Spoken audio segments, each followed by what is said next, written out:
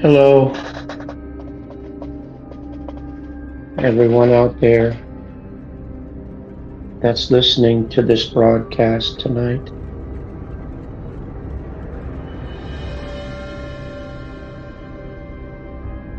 It is I, patient number 101, coming at you live from an undisclosed location in a psychiatric ward who shall remain nameless.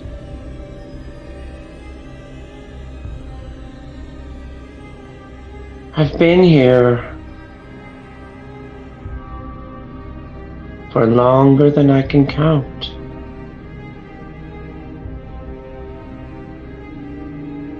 But here's the thing. Nobody knows the true reason why I'm here. Nobody knows the true reason why I got locked away.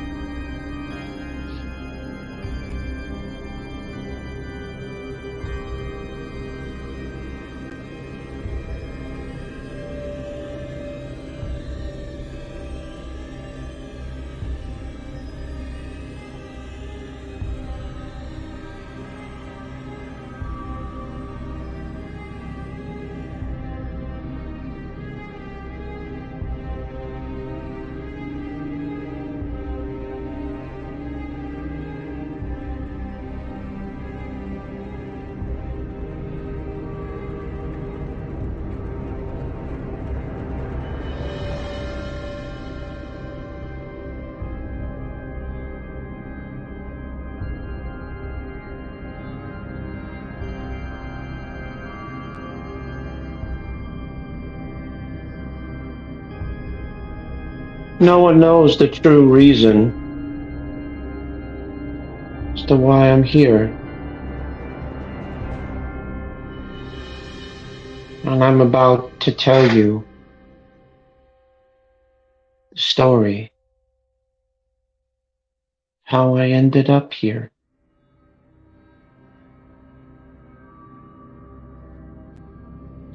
It was a long time ago in my youth. I was but a young lad, no much more than 20.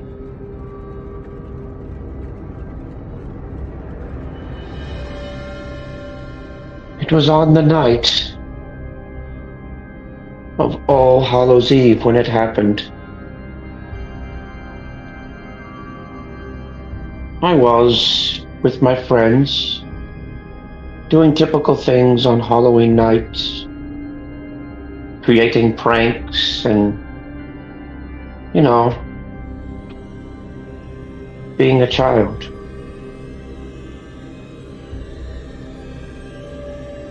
Till one day began to get dark.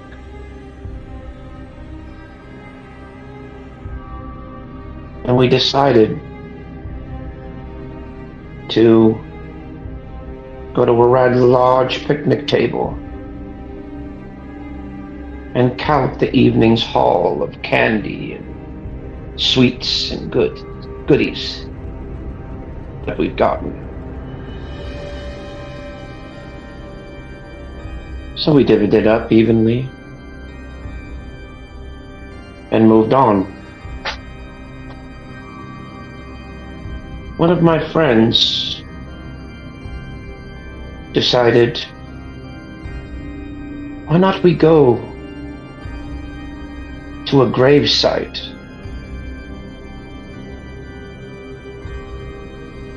Why not go to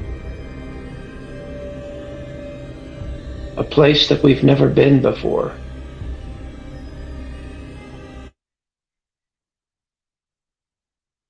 Thought I would turn that off so you can hear me. But he said, why not go to a gravesite? Everyone else was for it. But I was against it because I was like, I don't know. It's awful risky going there. We heard a lot of strange things that happened at the site. And we had been told by our parents not to go there because of the strange disappearances.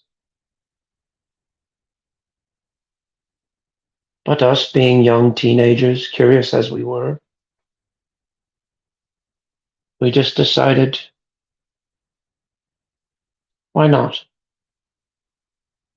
And me, fear of being left out, decided to go with the crowd, so to speak.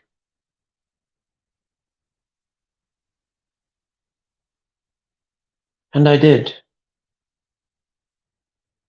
It was exactly at midnight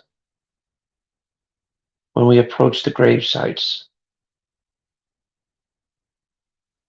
The moon had shone rather brightly, and we were by ourselves, and a strange fog had rolled in from the north, covering the ground in a strange mist. We thought nothing of it. So we entered the grave site, and we started walking amongst the graves. And the moon was full at the time.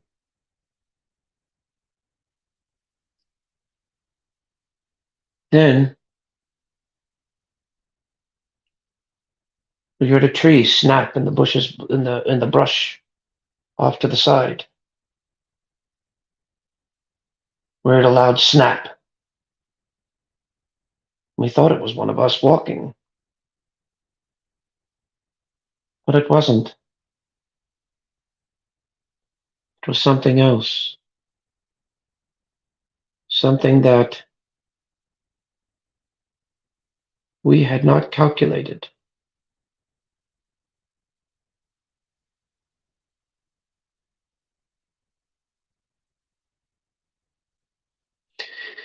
Something that we didn't expect to happen. But we ignored it, as kids do. Pretended to go about our business.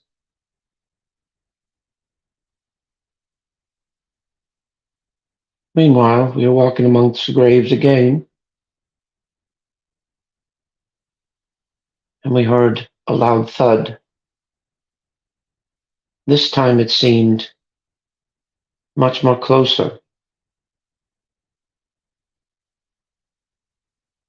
And we looked back, and we could see in the distance a large, shadowy figure standing in the background,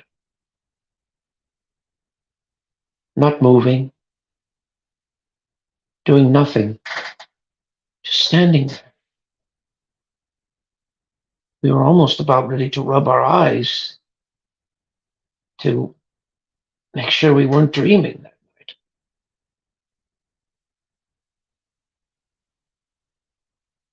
But then that's when we heard it.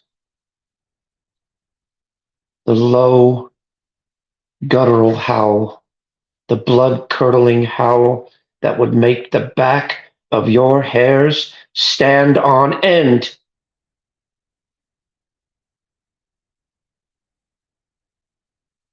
The thing roared up and let a gut-wrenching howl that echoed through the night air.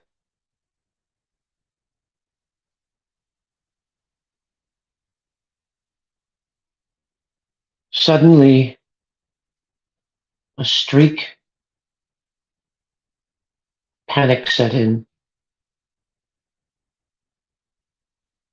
and we all decided to sprint very, very fastly. And so that was what we did. Little did we know the creature was pursuing us, and it was coming closer and closer and closer. I tripped and fell while the others scampered away.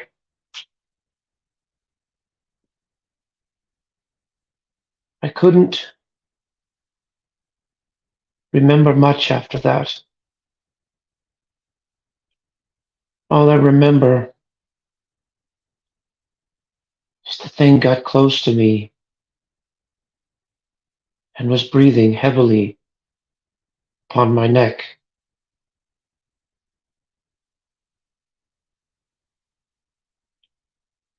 Then I could feel a sharp pain on my shoulder blade and searing, searing pain. And I let a loud scream.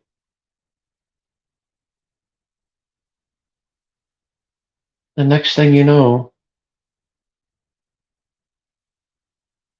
I can hear gunshots in the background, police sirens, and lights all over the place, people scurrying about. Next thing you know, I blacked out.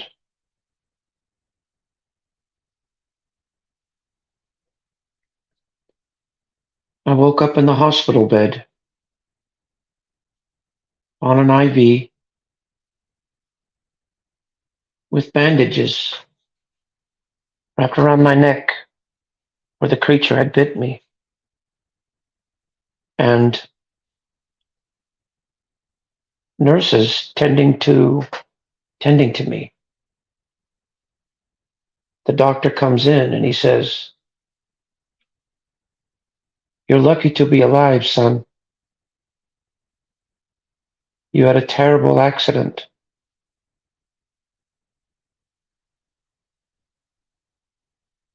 And I weakly said, "What happened?" And I got no answer from the doctor. He just looked at my charts, said something to the nurse, and left. And there I laid,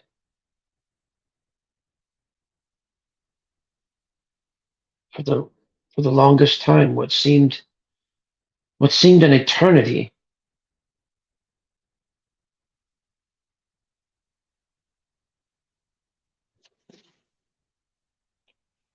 So I decided to feel the back of my neck, which was wrapped up in bandages, and I attempted to take them off. I took them off more and more vigorously,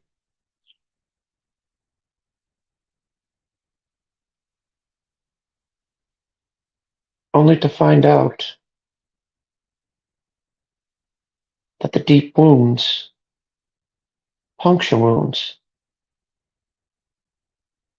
had healed. The wounds had healed, as if by magic, as if nothing had happened. So the nurse comes in, panicking, sees that I've taken my bandages off, was shocked to see that the wound had healed. She'd never seen anything like that.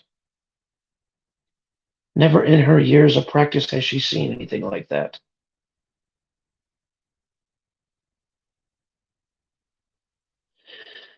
So she goes to tell the doctor, and the doctor comes in. He couldn't believe his eyes either. how such a deep, deep wound had healed so quickly.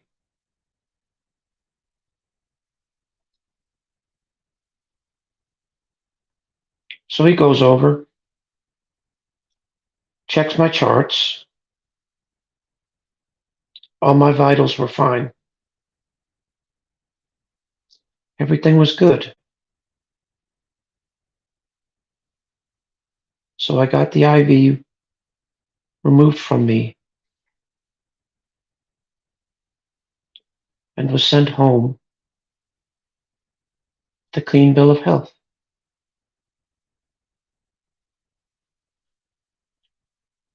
So thinking nothing of it, I called up my parents and they came by, picked me up, and they asked me all these different types of questions. Where were you? Why were you out so late? And all of these grilling questions. And at the time, I was kind of physically and emotionally drained to where I couldn't really answer such things. So I nodded, went to sleep.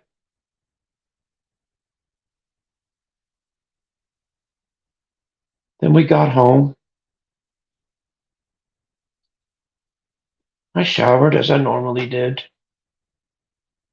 and did my normal thing, watched a little TV, ate some supper, and went to bed.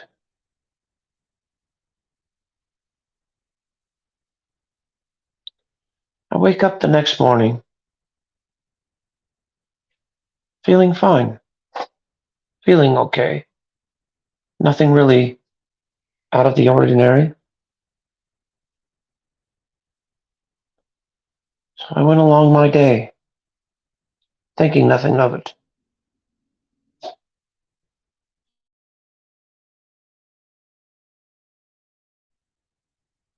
Thinking nothing of it.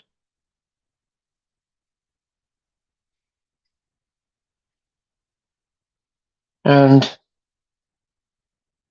later on that night, I started feeling something. It felt like a tension headache. And as that night progressed, it started getting worse and worse and worse. And it felt like my skull was going to split in two. Then all of a sudden, my body started heating up. I couldn't control it. So I started taking off my clothes, and next thing you know, I started feeling pain in different parts of my body. And I noticed that my nails started changing to claws. And my hands started getting hairy. And my feet started getting hairy, and everything was changing. And when I couldn't stand the pain anymore, I opened up the windowsill.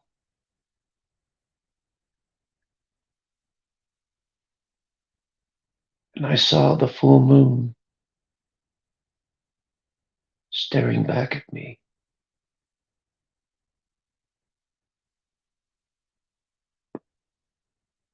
And that's when I let out a guttural howl.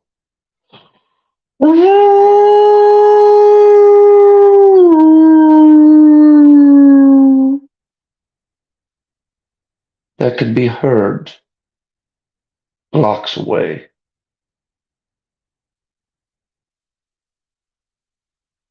So I opened up the windowsill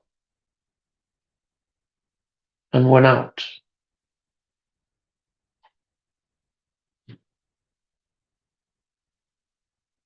I didn't come back. So I wake up the next morning, naked and in a strange park. I was in a strange park. I couldn't understand why I was there.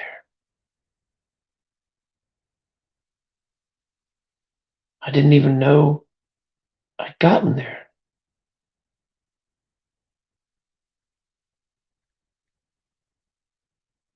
I didn't know where I was at. I didn't know how I got here.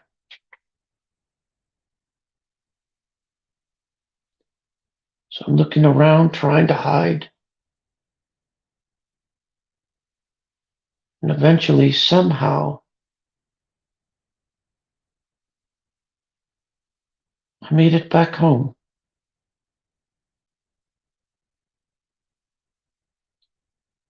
And my parents are there waiting for me, saying, "Where were you? We looked in your bedroom. You weren't there. Where were you?"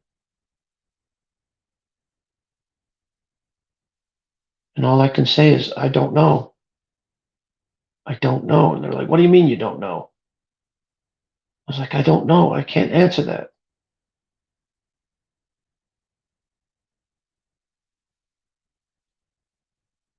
So they increasingly became angry with me. And I just stormed off to my room, slammed the door, and that was it.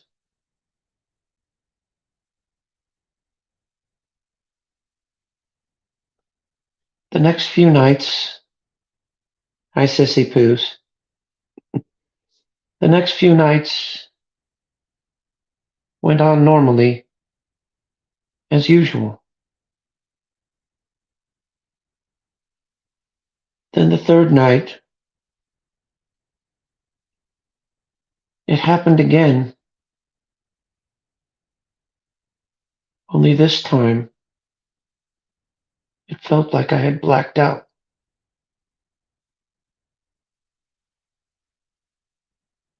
And when I woke up this time,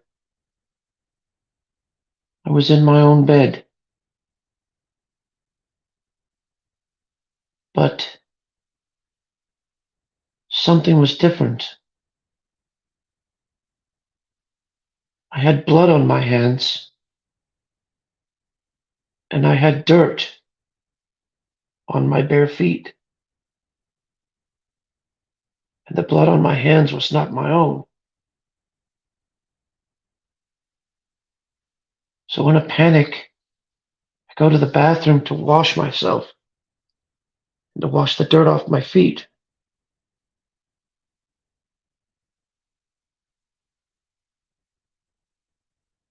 And that's when I noticed the police officers downstairs waiting for me.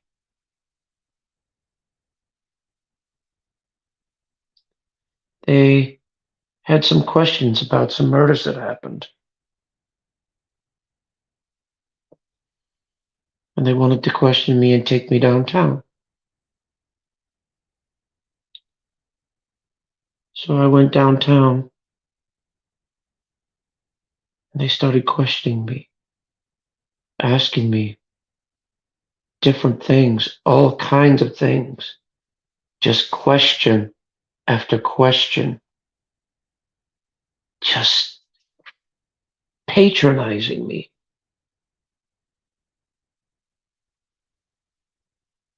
And without missing a beat, a pure, unadulterated rage welled up within me, a rage that I'd never felt before. And all of a sudden, I blacked out.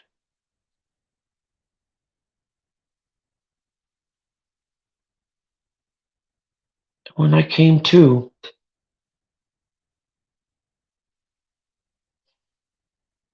there was few dead police officers there.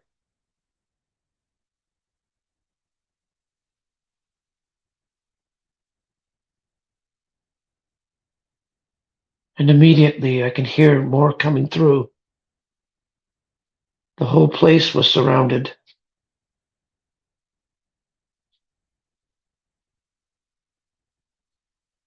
And they said, "Come out with your hands up. We've got the place surrounded."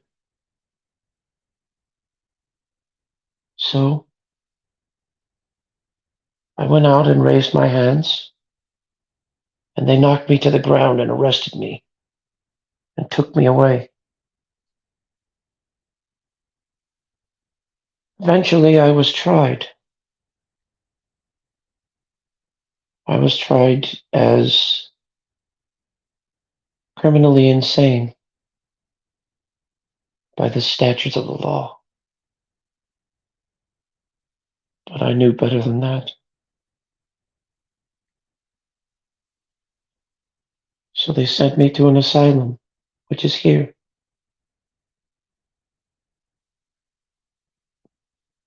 And I've been here ever since. You see, they did not send me to be protected from them. They sent me here to protect me from them, not them from, oh, excuse me. They sent me here to protect them from me because they realized that I was a danger to society. So they locked me away and forgot about me. Void of human comfort, void of any human contact. Being here alone with only my thoughts and the endless screams of the past. Love you too, there, Sissy Pews. But at least we get visitors every now and then. My sister comes down to visit me. She's here in the chat. Don't forget to sign your name on the roster. Put in a good word for the warden for me.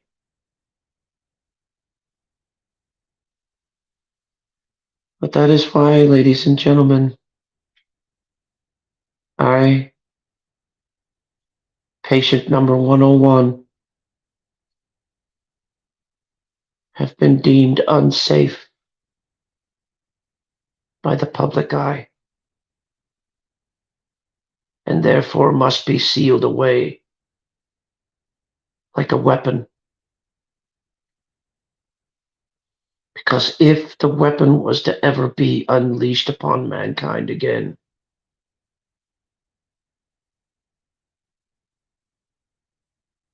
heaven help them.